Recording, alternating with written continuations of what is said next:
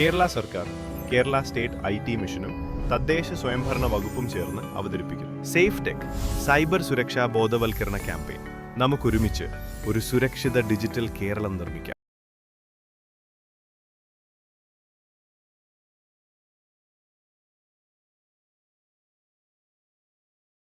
നിങ്ങളുടെ ഫോണിലെ ആപ്പുകൾ നിങ്ങളുടെ ഡേറ്റ മോഷ്ടിക്കുന്നുണ്ടോ എന്ന് നിങ്ങൾ അറിയുന്നുണ്ടോ?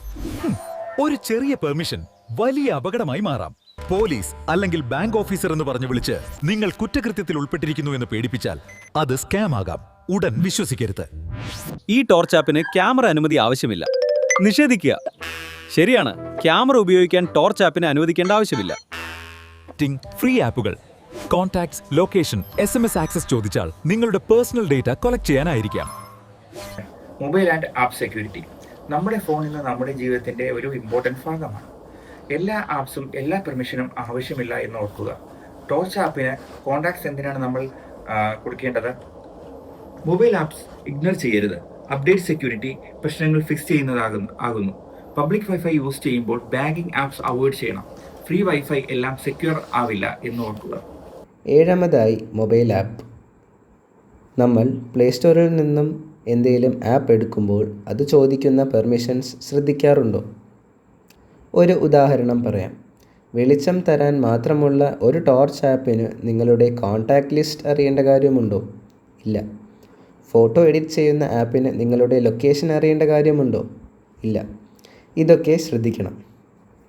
അനാവശ്യമായ പെർമിഷൻസ് കൊടുത്താൽ നമ്മളുടെ ഫോണിലെ വിവരങ്ങൾ അവർ ചോർത്തും. പേജ് 40. നിങ്ങളുടെ ഫോൺ എപ്പോഴും അപ്ഡേറ്റ് ചെയ്ത് വയ്ക്കുക. കമ്പനി അപ്ഡേറ്റ് തരുന്നത് പഴയ കുറവുകൾ പരിഹരിക്കാൻ വേണ്ടിയാണ്. അത് ചെയ്താൽ ഫോൺ കൂടുതൽ സേഫ് ആവും. അതുപോലെ വാട്സപ്പിൽ വരുന്ന ലിങ്ക് വഴി ആപ്പുകൾ കയറ്റരുത്. APK ഫയൽസ് എന്ന് പറയും. ഇത് വലിയ അപകടമാണ്. എപ്പോഴും ഗൂഗിൾ പ്ലേ സ്റ്റോർ അല്ലെങ്കിൽ ആപ്പിൾ ആപ്പ് സ്റ്റോർ മാത്രം ഉപയോഗിക്കുക. ഇനി ഒരു കാര്യം, പബ്ലിക് ചാർജിംഗ് സ്റ്റേഷൻസ്. റെയിൽവേ സ്റ്റേഷനിലും ബസ് സ്റ്റാൻഡിലും ഒക്കെ USB കുത്തി ചാർജ് ചെയ്യാനുള്ള സ്ഥലം കണ്ടിട്ടില്ലേ? ജ്യൂസ് ജാക്കിംഗ് എന്നാണ് ഇതിനെ പറയുക. നമ്മൾ ചാർജ് ചെയ്യാൻ വയ്ക്കുന്ന ആ കേബിൾ വഴി അവരുടെ കമ്പ്യൂട്ടറിലേക്ക് നമ്മളുടെ ഫോണിലെ ഡേറ്റ പോകാൻ സാധ്യതയുണ്ട്. അതുകൊണ്ട് സ്വന്തം ചാർജറും പ്ലഗും കൊണ്ട് നടക്കുക. പേജ് 39.